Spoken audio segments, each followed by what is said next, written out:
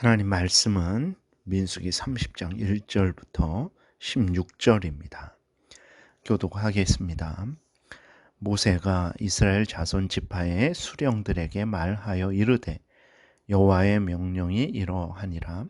사람이 여호와께 서원하였거나 결심하고 서약하였으면 깨뜨리지 말고 그가 입으로 말한 대로 다 이행할 것이니라. 또 어떤 자가 또 여자가 만일 어려서 그 아버지 집에 있을 때에 여호와께 서원한 일이나 스스로 결심하려고 한 일이 있다고 하자 그의 아버지가 그의 서원이나 그가 결심한 서약을 듣고도 그에게 아무 말이 없으면 그의 모든 서원을 행할 것이요 그가 결심한 서약을 지킬 것이니라. 그가 그의 아버지가 그것을 듣는 날에 허락하지 아니하면 그의 서원과 결심한 서약을 이루지 못할 것이니 그의 아버지가 허락하지 아니하였은즉 여호와께서 사하시리라. 또 혹시 남편을 맞을 때에 서원이나 결심한 서약을 경솔하게 그의 입술로 말하였으면 그의 남편이 그것을 듣는 날에 그에게 아무 말이 없으면 그 서원을 이행할 것이요 그가 결심한 서약을 지킬 것이니라. 그러나 그의 남편이 그것을 듣는 날에 허락하지 아니하면 그 서원과 결심하려고 경솔하게 입술로 말한 서약은 무효가 될 것이니 여호와께서 그 여자를 사하시리라. 과부나 이혼당한 여자의 서원이나 그가 결심한 모든 서약은 지킬 것이니라. 부녀가 혹시 그의 남편의 집에서 서원을 하였던지 결심하고 서약을 하였다 하자 그의 남편이 그것을 듣고도 아무 말이 없고 금하지 아니하면 그 서원은 다 이행할 것이요 그가 결심한 서약은 다 지킬 것이니라. 그러나 그의 남편이 그것을 듣는 날에 무효하게 하면 그 서원과 결심한 일에 대하여 입술로 말한 것을 아무것도 이루지 못하나니 그의 남편이 그것을 무효하게 하였은즉 여호와께서 그 부녀를 사하시느니라. 모든 서원과 마음을 자제하기로 한 모든 서약은 그의 남편이 그것을 지키게도 할 수 있고 무효하게도 할 수 있으니 그의 남편이 여러 날이 지나도록 말이 없으면 아내의 서원과 스스로 결심한 일을 지키게 하는 것이니 이는 그가 그것을 들을 때에 그의 아내에게 아무 말도 아니하였으므로 지키게 됨이니라. 그러나 그의 남편이 들은 지 얼마 후에 그것을 무효하게 하면 그가 아내의 죄를 담당할 것이니라. 이는 여호와께서 모세에게 명령하신 규례니 남편이 아내에게 아버지가 자기 집에 있는 어린 딸에게 대한 것이니라. 아멘. 기도드리겠습니다. 살아계신 하나님 아버지 감사합니다. 이 시간 하나님의 말씀을 전하고 듣습니다. 성령께서 역사하셔서 우리를 향한 하나님의 뜻을 잘 깨달아 알게 도우시고 또 알려주시는 대로 믿고 따르게 도우소서. 예수 그리스도의 이름으로 기도드렸습니다. 아멘.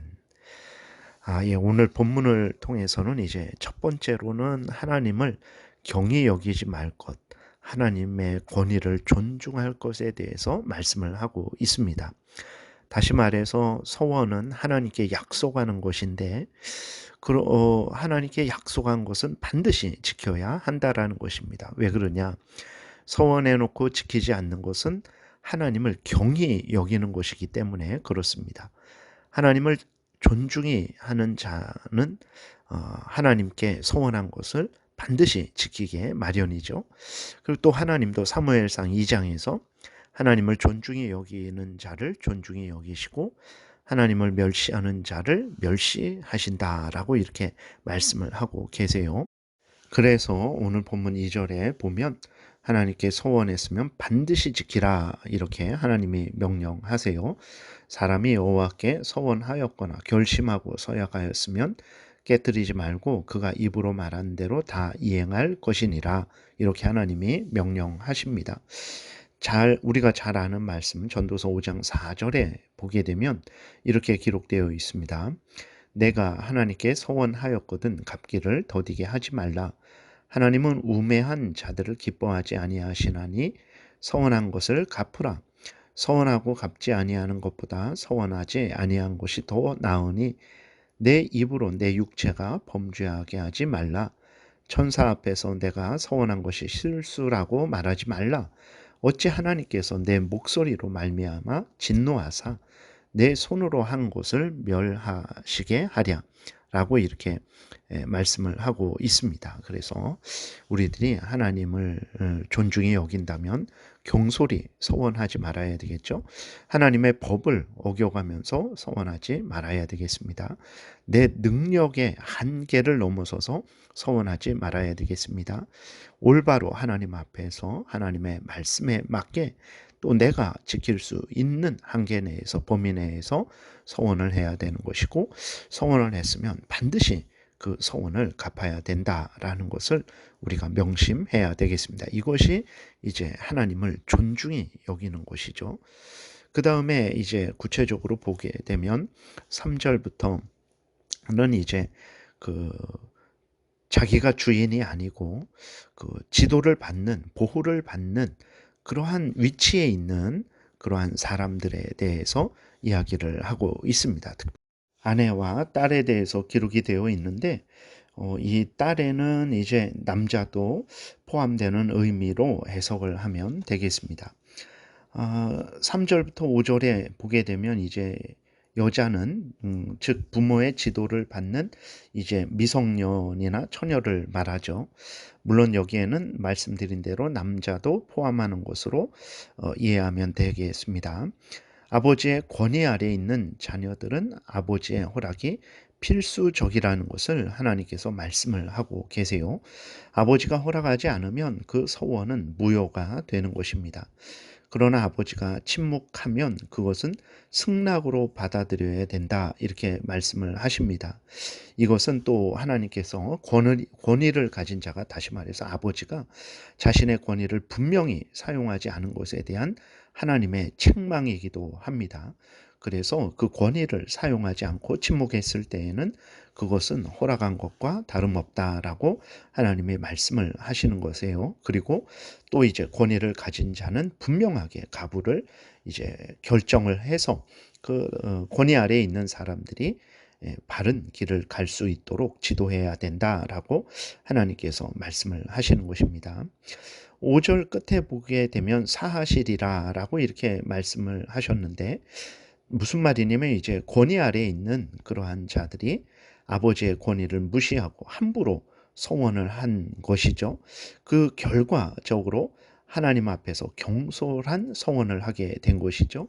근데 그 부분에 대해서 이제 하나님이 용서해 주시겠다라고 이렇게 말씀을 하는 것입니다. 다시 말해서 아버지의 허락을 받고 하나님 앞에서 바르게 서원을 했어야 되는데 아버지의 허락을 받지 않고 이제 경솔하게 서원을 했다가 아버지가 그 서원을 거절을 했죠. 그랬을 때에는 하나님께서 그 경솔하게 함부로 권위를 무시하고 서원한 것에 대해서 또 하나님 앞에서 경솔했던 것에 대해서 용서해 주시겠다라고 이렇게 말씀을 하시는 것입니다. 그리고 6절에서 8절은 여자가 결혼 전에 서원을 하고 결혼을 했을지라도 그 결혼 전에 서원한 것은 무효가 되지 않고 반드시 서원을 지켜야 한다라는 것입니다. 그런데 서원을 지키되 남편 된 자가 허락하지 않으면 서원은 무효가 됩니다. 그러나 남편 된 자가 허락을 하면 그 서원은 계속해서 반드시 지켜야 되는 거죠. 그래서 결혼을 앞두고 함부로 경솔한 서원을 하지 말 것, 또 서원을 했으면 그것은 반드시 하나님 앞에 지킬 것에 대해서 하나님이 말씀을 하시는 것입니다. 9절에 보게 되면 과부나 이혼당한 여자의 서원이나 무릇 그 마음을 제어하려는 서약은 지킬 것이니 라고 이렇게 기록이 되어 있는데 과부나 이혼당한 여자는 이제 남편의 권위 아래에 있지 않고 스스로 서 있는 자들이기 때문에 독립된 자들이죠. 그렇기 때문에 그들은 서원을 했으면 그것을 지켜야 된다라는 이런 의미가 있고 또 하나는 과부나 이혼당한 여자가 이제 서원을 했어요. 그래서 재혼을 할지라도 재혼하기 전에 행한 서원은 반드시 지켜야 된다. 6절에서 8절에서 말씀하고 있는 그 내용과 동일한 내용으로 해석을 하기도 합니다. 10절에서 12절은 결혼한 상태에서 아내의 서원에 대한 내용인데 앞에서 언급되었던 것과 동일하죠. 그 다음에 13절부터 15절은 남편의 권위를 하나님이 말씀을 하고 계세요. 남편이 아내의 서원에 가부를 정할 권위를 갖는다라는 것입니다. 근데 이때 남편이 아내보다 또 여자보다 잘나서가 아닙니다. 남편과 아내는 한 몸이죠. 모두 존귀한 자들입니다. 그런데 하나님께서 이 가정을 이끌어 가시고 또 온 인류를 이끌어 가실 때 하나님의 뜻을 이루어 가실 때 하나님이 하나님의 뜻대로 남편을 여자의 머리로 세우셨습니다.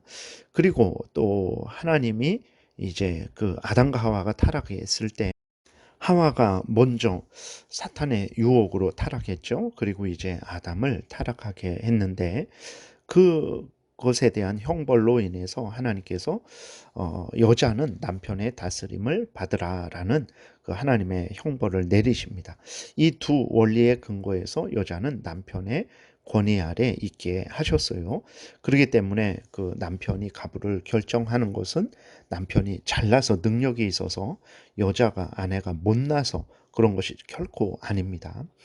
이것을 우리가 분명히 기억해야 됩니다. 그러니까 하나님의 뜻 가운데 하나님이 정하신 뜻 가운데 하나님이 그 질서를 남편을 앞세웠기 때문에 그 남편의 권위가 있다라는 것을 우리가 분명히 기억을 해야 됩니다. 그래서 남편도 이러한 것임을 이러한 하나님의 뜻임을 기억하고 겸손해야 되죠. 자신이 잘나서 그렇게 교만한 마음을 가져서는 안 되는 것입니다. 그리고 여자들도 그 인간적으로는 참 받아들이기 힘들지만 이것이 하나님의 뜻이라는 것을 기억하고 이제 그 남편을 앞세우는 그 자신의 머리로서 존중하는 그러한 마음과 태도를 가져야 되죠. 베드로전서 3장 5절에 보게 되니까 전에 하나님께 소망을 두었던 거룩한 부녀들도 이와 같이 자기 남편에게 순복함으로 자기를 단장하였나니라고 이렇게 기록이 되어 있습니다. 그러므로 하나님이 정하신 질서라는 것을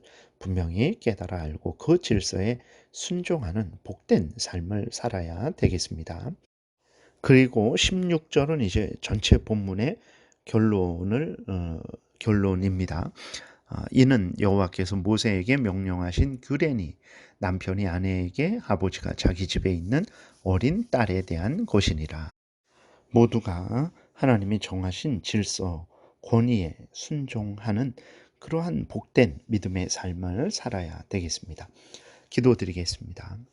살아계신 하나님 아버지, 우리들이 인생을 살아갈 때에 우리 마음대로, 우리 뜻대로 우리가 스스로 정해서 살아가지 말게 도우시고 살아계신 하나님께서 교회에서 또 일반 삶 속에서 정해주신 하나님의 질서를 따라서 하나님 앞에 순종하고 또 그러한 권위와 질서를 존중하는 복된 삶을 살아가게 도우소서 감사드리고 예수 그리스도의 이름으로 기도드렸습니다. 아멘.